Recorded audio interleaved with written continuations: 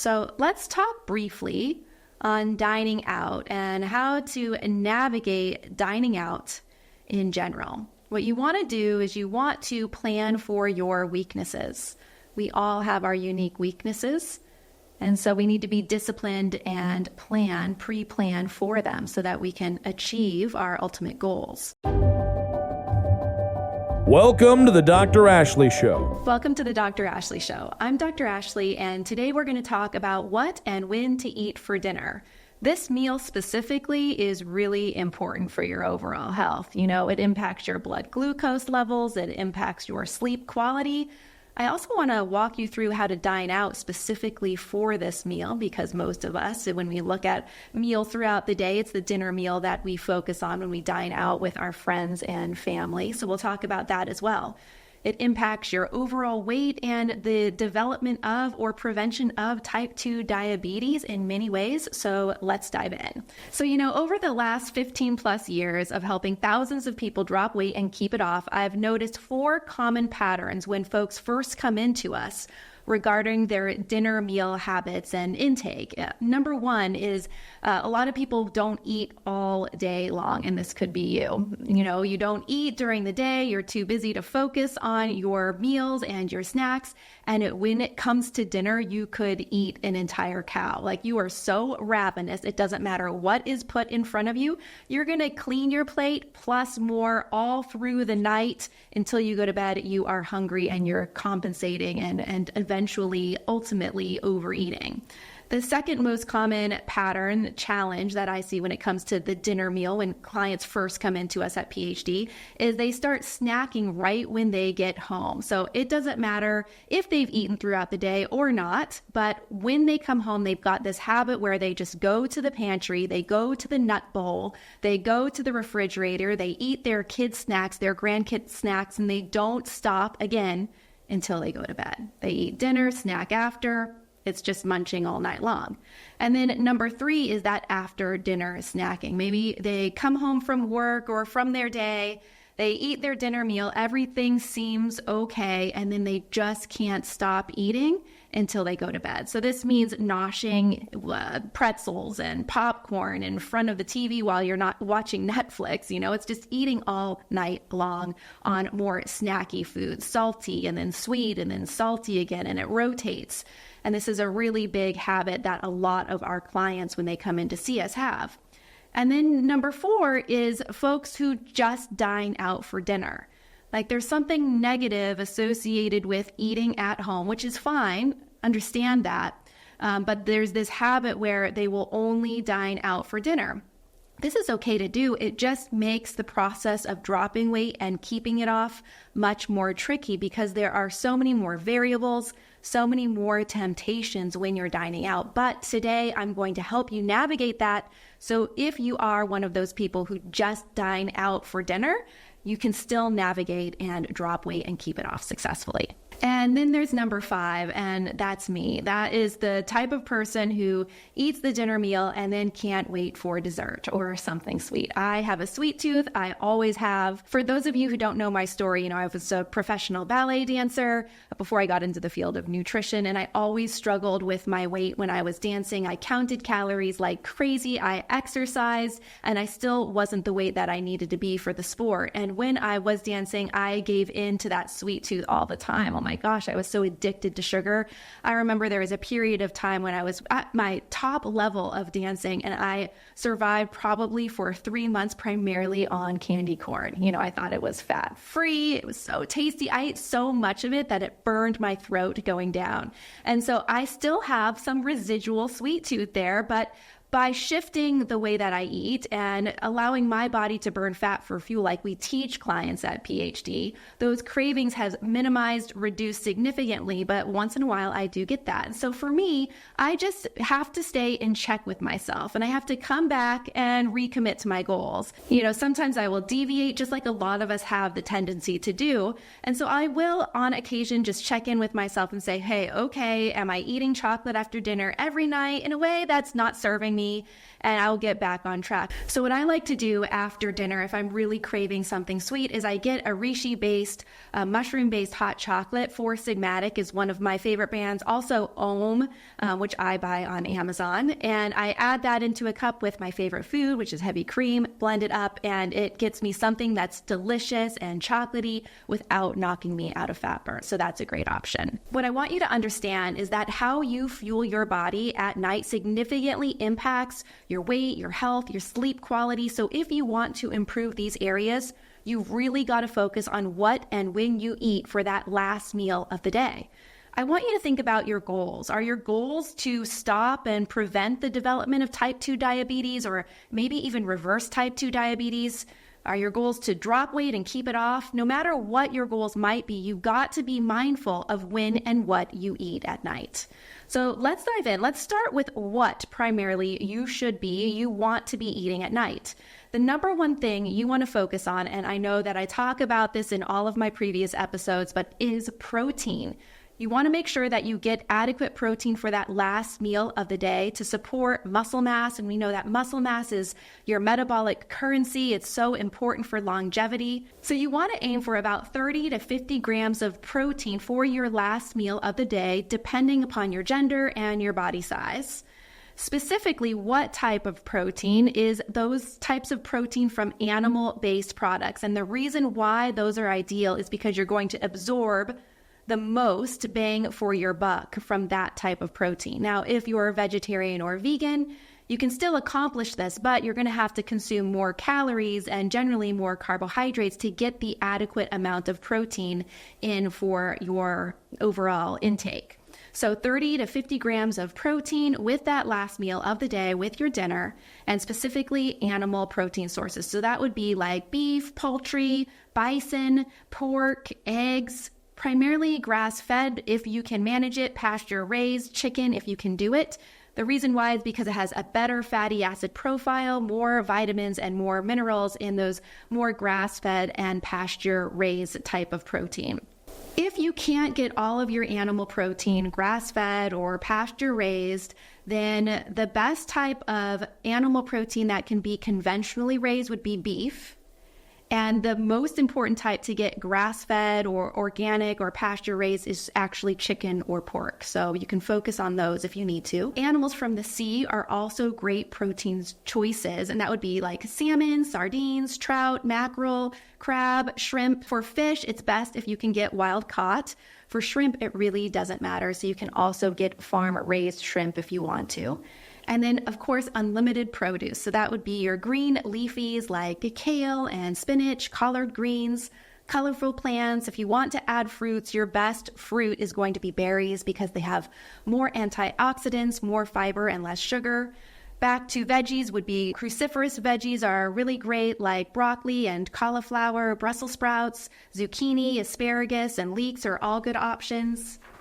If you want to incorporate carbohydrates with that dinner meal, it's not necessary, but if it's important to you, then you want to focus on stuff like sweet potatoes or regular potatoes.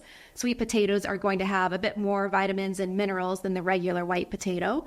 Winter squash, rice is kind of a more low inflammatory type of grain, and quinoa. And then when it comes to cooking with healthy fats, you want to be sure that you're focused on the type of fat that's going to serve you most. So that's going to be those types of fats that aren't very inflammatory. And this would be like butter. My favorite brand right now is Kerrygold butter. It comes in a gold package, like a little gold nugget. If you look at the color of Kerrygold butter, it's very yellow versus the color of regular butter, which is going to be white. And the reason why the color is different is because the Kerrygold butter has more vitamin K in it, which is very important for your gut. So if you can go ahead and get more of a butter from grass-fed or pasteurized cow, you're going to get a little bit more vitamins and minerals in that. Coconut oil, extra virgin, first cold pressed, olive oil is great, red palm oil, ghee, and other types of animal fats. Like if you make bacon and there's a little bit of grease left over, you can go ahead and cook your eggs in that grease, or you can save that and put it on all those veggies that I mentioned and roast at a high heat temperature because that animal fat is very stable at that temperature. So if you're watching this on YouTube, you can look at the description below and you'll find a link for a free guide of fats and at what temperature to use the specific fat. So I really encourage you to download that and use that as a guide. Also, if you check out my previous episodes, I've talked about healthy fats in detail. So if you have interest in learning more, make sure that you check out that episode. Okay, so we've talked about animal protein. We've talked about different kind of carbohydrate sources if you want to include those. We've talked about healthy fats and the specific veggies that you want to focus on. Spices are also a really important addition to a healthy diet and make everything taste pretty darn delicious. So great spices to use would be cumin, oregano, chili, curry, turmeric, rosemary, sage, and garlic.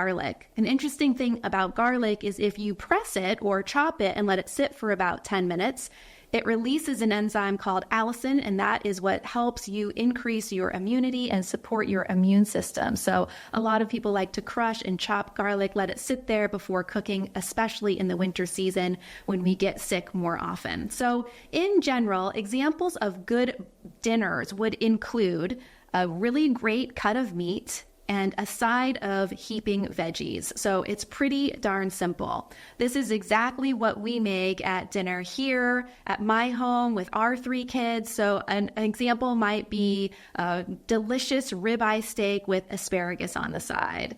We'll often make chicken curry with coconut milk, and we might use a base of cauliflower rice, or we'll just eat it like a soup without any kind of form of rice.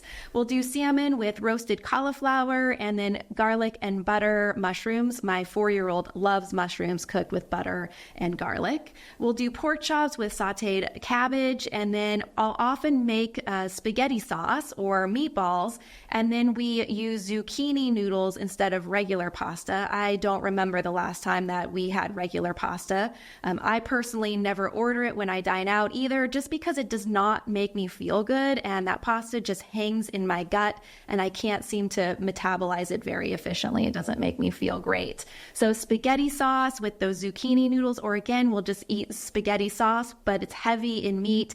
And then of course, we'll top it with some delicious Parmesan cheese. Hey guys, just a quick reminder about GLUCOCUT+, my specially formulated supplement to support your metabolism throughout your fat loss journey. With patented ingredients, it aids in consistent weight loss and boosts energy by supporting your thyroid, burning fat, and maintaining lean muscle mass. You know, weight loss can stress your body, but I created GLUCOCUT+ to have your back.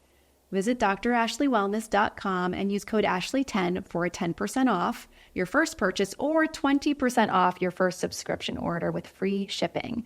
Plus, enjoy a 30-day money-back guarantee. Back to the show. Okay, so now you know what you're focusing on. What are you ditching? What are you letting go? In general, it's going to be the refined grains like macaroni and cheese, hamburger helper, flour tortillas, heavy pasta, a lot of bread, biscuits, really anything that's made with a lot of flour. Number 2 is you're going to be ditching vegetable oils, specifically the corn oil, soybean, canola, margarine is not great. Any kind of fat that's in the tub is not going to be a type of fat that really serves you. And then, of course, partially hydrogenated oils you're not going to consume. Those are a man-made form of fat, and they're not good for your heart. You're also going to be letting go of fast food. You know, even if you do need to dine out, it's best to let fast food go. If you do have to go to fast food, you could always get a burger and let go of the bun, throw the bun away, get a side salad instead of the fries. But in general, that food's not cooked in the best type of oil. So if you can avoid fast food altogether, that's going to be your best bet. I also did a previous episode talking about fast food specifically and how it impacts your health. So if you do enjoy fast food, you might want to take a peek at that episode. You're also going to let go of junk foods like the Pringles and potato chips and Top Ramen and the crackers, everything that's made from a box. You want to make sure to minimize in your overall diet. It's okay if you eat it once in a while, but ultimately it's not serving you and you don't want to make it a big component of your diet. And then number 5 is you're letting go of all of that sugar, the candy, cakes, cookies, milk chocolate bars, anything that's made of high fructose corn syrup, specifically sauces like ketchup and barbecue sauce have a lot of sugar and often have high fructose corn syrup in it. Regular juice has a ton of sugar in it. Regular cow's milk, specifically cow's milk that's a skim milk, low fat type of milk, is going to have a higher percentage of sugar in it. And the reason why you want to let go of these types of foods and the refined types of flour I talked about, the refined grains, is because they have a high glycemic index. And what this means is that they lead to a high spike in your blood sugar levels and then crashes. So they have these highs and these compensatory lows. And these big fluctuations of your blood glucose don't just impact your weight and your overall health, but your sleep quality. So it can increase the number of times that you wake up at night. It can disrupt your sleep patterns. It really has significant impact. So that's why you're focusing on specific foods and then letting the rest go. Now, I always talk about there being 4 macronutrients. We know that there's carbs, protein, and fat. That's what you hear about all the time. But that 4th macronutrient is meal timing. I really believe that when you eat is just as important as what you eat. And the reason why is because, again, it impacts your metabolism, specifically when you're headed to bed. So ultimately, you want your last meal to be consumed 3 hours before you go to bed. And the reason why is because this is going to help you have optimal digestion of this meal and help you control your blood sugar as best as possible. I want to share with you this formula, the 10-3-2-1-0 formula, that you can implement to help optimize your sleep quality. And I learned this from Craig Ballantyne. He's an amazing coach and he follows this formula himself. And what it is basically 10 hours before bed, no more coffees. So that means after you have your coffee in the morning, you're done drinking coffee for the rest of the day. It's not just coffee, by the way, it's caffeine too. So that's your Diet Mountain Dew, whatever kind of energy drinks you might be drinking throughout the day. If you drink those any time closer than 10 hours before you go to bed, it's going to disrupt or at least impact your sleep quality. So 10 hours before bed, no more, let's say, caffeine in general. 3 hours before bed is no more food or alcohol. 2 hours before bed is no more work. And 1 hour before bed, no more screens. And lastly, 0 is the number of times that you're going to hit the snooze button the next morning. So follow this 10-3-2-1-0 rule and see how it impacts your overall ability to get to sleep, stay asleep, and most importantly, wake up rested.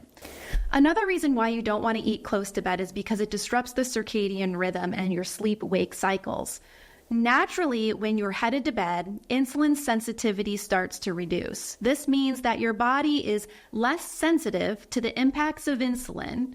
And if you eat close to bed, and specifically if you eat more carbs or sugars close to bed, it's going to spike that blood glucose and the body can't respond in a way that it should. And so ultimately, it impairs blood glucose metabolism and increases your blood sugar levels. There are specific genetic SNPs, and I have this genetic SNP that increases your risk of developing type 2 diabetes significantly when you eat close to going to bed.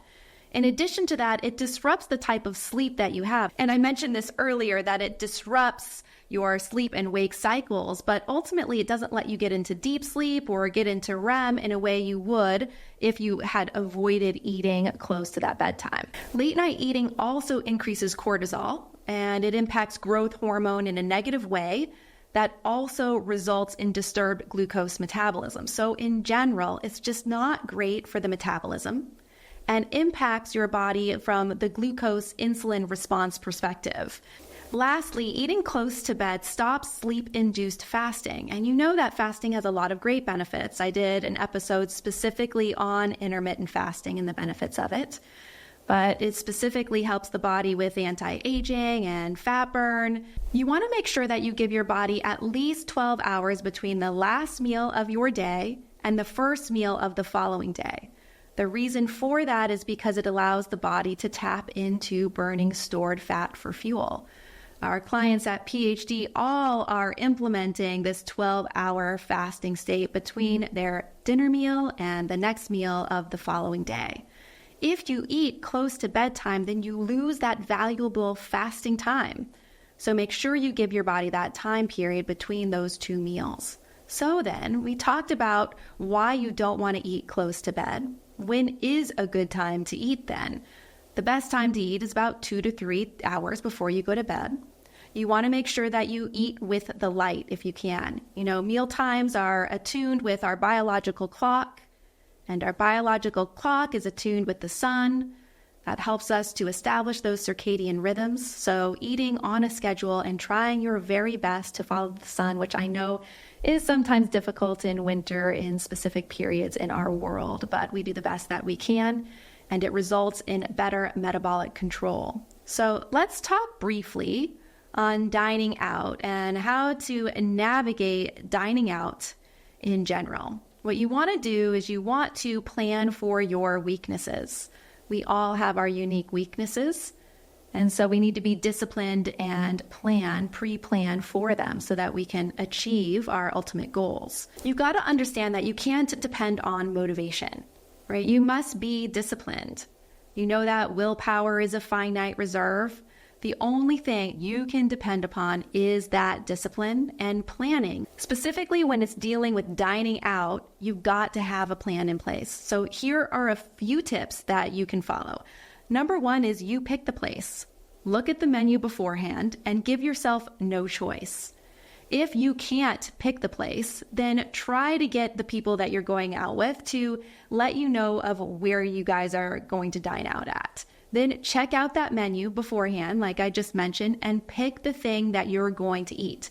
When you get to the restaurant, there's going to be a lot of social pressure. There's not going to be much motivation. You're going to have that willpower that's weighing throughout the day. If you can plan ahead by picking out what you're going to eat, and specifically, I suggest picking out 2 options in case one option is not available when you get there. You're going to have a plan for success. You don't have to depend upon that willpower or that lack of motivation. You know exactly what you're going to order, and you give yourself no choice but to order one of the 2 options that you already chose. Number 2 is to know how to manipulate the menu. So for example, if there are fajitas, that can be a wise choice, but you choose no rice, no beans, no tortilla, and you say yes to the lettuce, more veggies, yes to the cheese, sour cream, and guacamole. So you're hitting more of the heavier fats and reducing the carbohydrate portion of it. Instead of the tortilla, you can put those fajitas in a delicious lettuce wrap that a lot of restaurants and fast food places have as well. Make special requests. So be that guy. It's okay to make special requests. And it's okay if the order's not exactly what it looks like on the menu. So, for example, let's say there's a dish of a pork chop with collard greens and grits.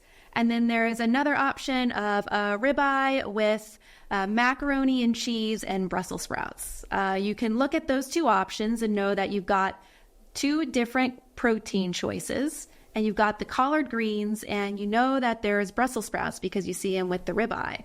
Well, what you could do is you could order the pork chop and say, hey, I'd love to keep the collard greens, and instead of the grits, can I get the Brussels sprouts? So now you have your pork chop with collard greens and Brussels sprouts, and it's a delicious dinner. I do this all the time. Most restaurants are totally okay with substitutions and will accommodate your needs, so please don't hesitate to ask them to support you. Number 4 is just hold the bread and the chips. You don't need them to bring those or put them in front of you. If you're at a big table with a lot of others who want to enjoy the bread and the chips, that's okay, but just pass them along and keep the basket out of arm's reach. Number 5 is use your healthy swaps, like I just talked about. So starchy rice, breads, potatoes, let those go and substitute them for double veggies. You could ask for double veggies, or you could ask for a different veggie that you see on a different plate. Number 6 is to ask for the sauces to be on the side.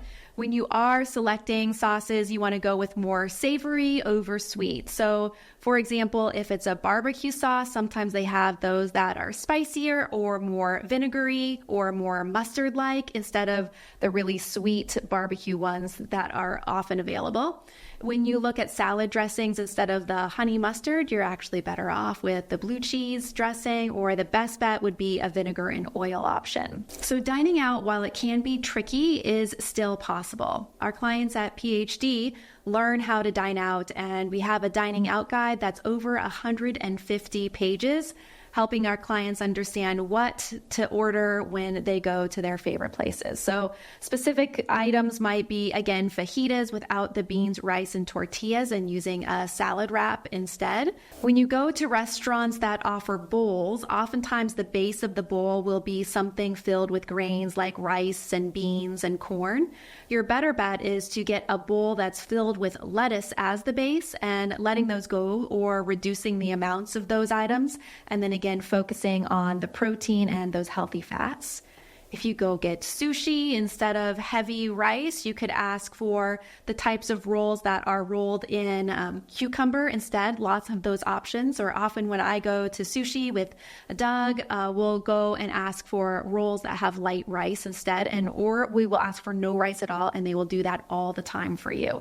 Poke is a really great type of fish salad dish that doesn't have any rice associated with it. Sometimes when you get poke bowls, they do have a ton of rice at the bottom, and I usually ask for no rice and extra spicy mayo, and it is so delicious. A steak restaurant is actually one of the easiest restaurants to dine out at and get a delicious dinner. You can get any kind of cut of meat that you enjoy. You could get mushrooms, creamed spinach, a wedge salad, Brussels sprouts, so many options. So if you are watching this on YouTube and you want help navigating a restaurant that you go to, let me know in the comments below and I'll help you.